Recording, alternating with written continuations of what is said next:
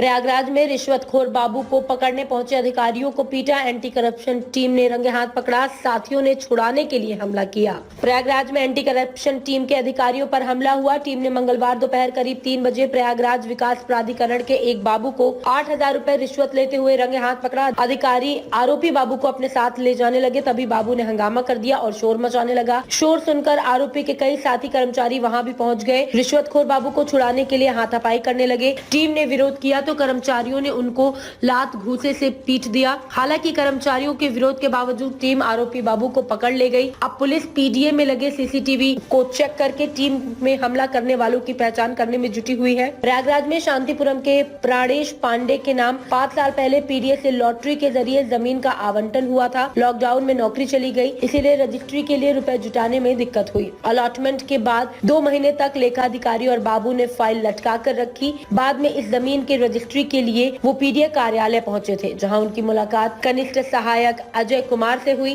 प्राणेश पांडे ने बताया कि कनिष्ठ सहायक अजय कुमार ने प्रक्रिया आगे बढ़ाने के नाम पर 10,000 रुपए की रिश्वत मांगी। परेशान होकर मैंने अखबार में छपे नंबर से एंटी करप्शन ऑर्गेनाइजेशन से संपर्क कर शिकायत दर्ज कराई। शिकायत मिलने पर एंटी करप्शन यूनिट ने पहले शुरुआती जाँच की। जाँच में शिकायत सही पाए जाने पर आरोपी बाबू को रंगे हाथ पकड़ने की योजना बनाई गई। इसी के तहत ट्रैप टीम को तैनात किया गया। मंगलवार की दोपहर प्राणेश पांडे रिश्वत की रकम देने के लिए पीडीए पहुंचा।